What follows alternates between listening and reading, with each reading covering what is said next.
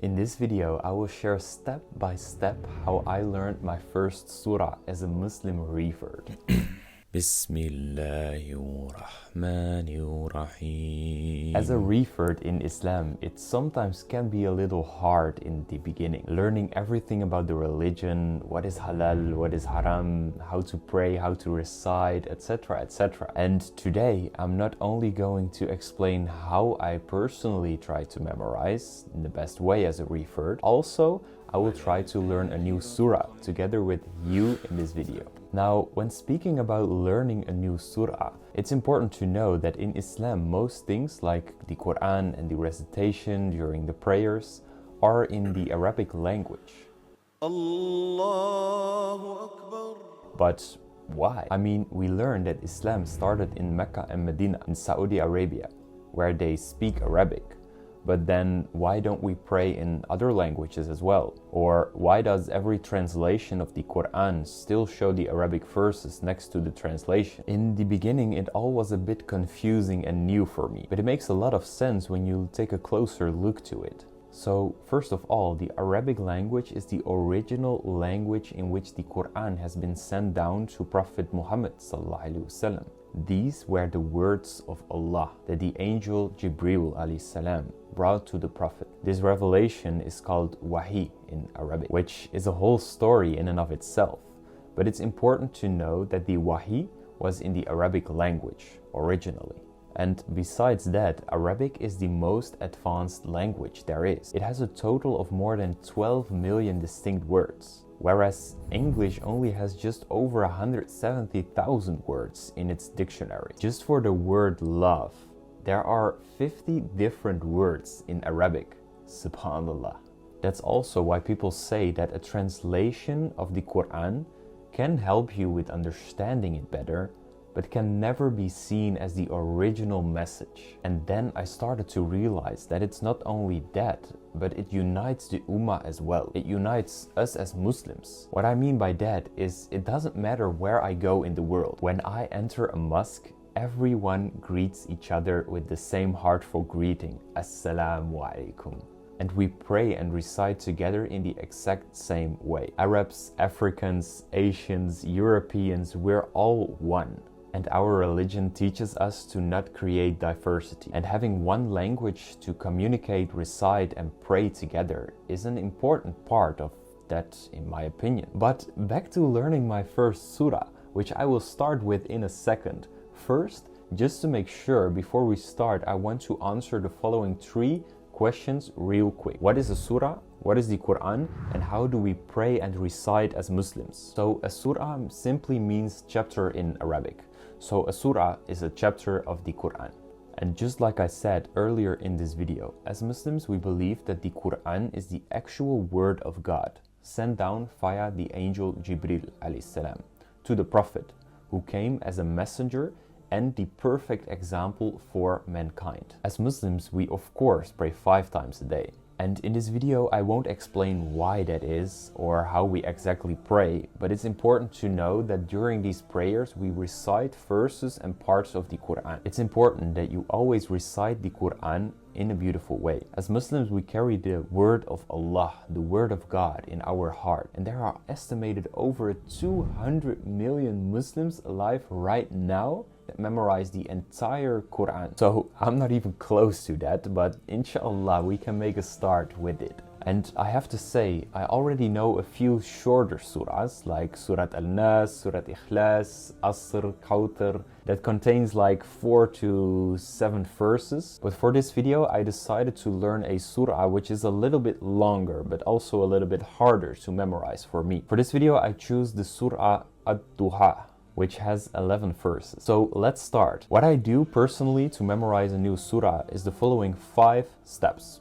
And of course, the first step was picking a surah that I would like to memorize. As far as I know, there's not a specific order for memorizing a new surah. So choose one that has your preference. But if you don't know any surahs yet, I would highly recommend you to learn Surah Al-Fatiha, which is the first surah of the Quran and is used in every one of your daily prayers, and also is a powerful dua as well.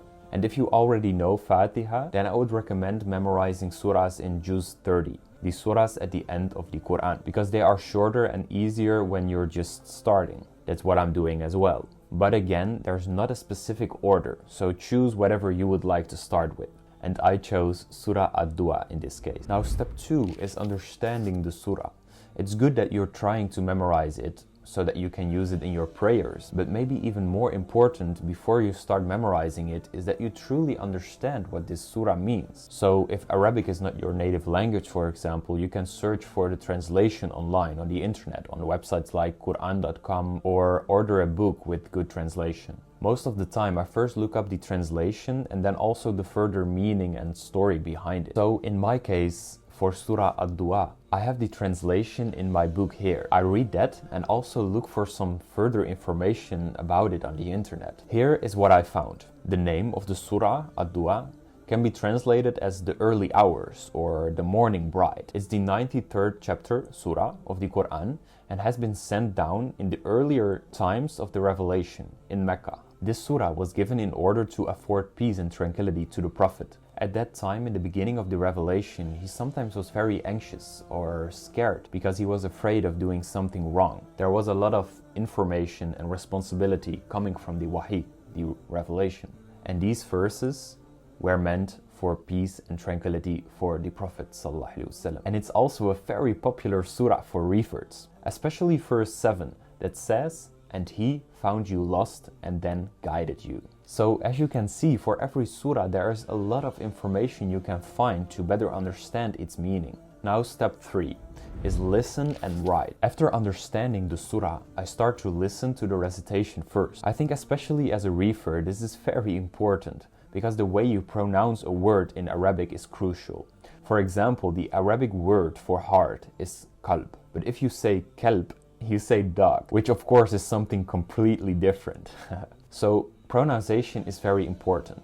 That's why I start always with listening to it on YouTube or something else. And when I listen to the recitation of an imam, I get more used to it. Also, during this process, I try to write it down, most of the time in a transliteration, which is writing down the pronunciation of the Arabic word using my own alphabet, just to get it better in my head. Of course, inshallah, I would like to do it very soon in Arabic as well, but first I have to understand the alphabet, the Arabic alphabet, but inshallah soon. And the reason that I try to write it down is because it's scientifically proven that you double the chance to learn and memorize things when you write it down by hand on a piece of paper.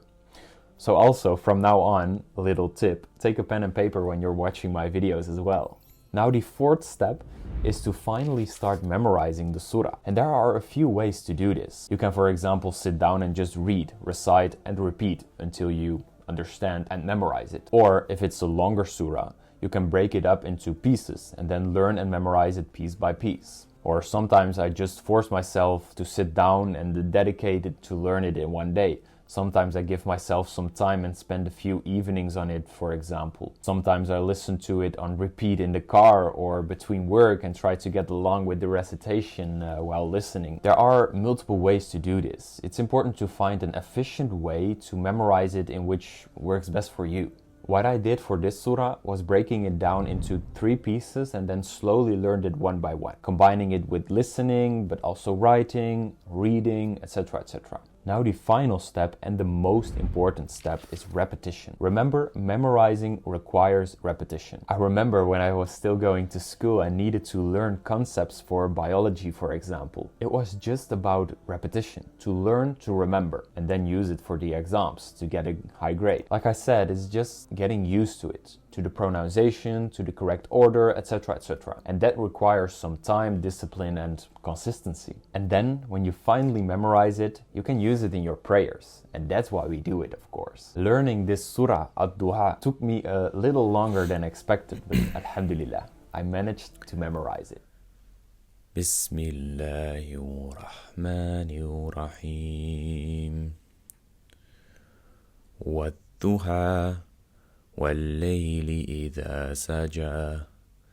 Ma wadda'aka rabbuka wa ma qala. وَلَلْآخِرَةُ خَيْرٌ لَكَ مِنَ الْأُولَى وَلَسَوْفَ يُؤْتِيكَ رَبُّكَ فَتَرْضَى ألم يجئك يتيما فآوى ووجدك ضالا فهدى ووجدك عائلا فأغنى فأما اليتيم فلا تقهر وأما السائل فلا تنهر وأما بنعمة ربك فحدث. In the beginning, learning a new surah can feel like a hard task, but actually it really isn't. First of all, because it's tranquility for the soul. It gives a sense of fulfillment when you're reciting it, reading it, and learning it. And then I'm not even speaking about the rewards that you will get in this dunya, but especially in the hereafter. But also, just look at people nowadays. They know hundreds of music songs from the beginning to end. Astaghfirullah. That also happens because they listen to it on repeat. May Allah guide us. You can't tell me that you can't memorize.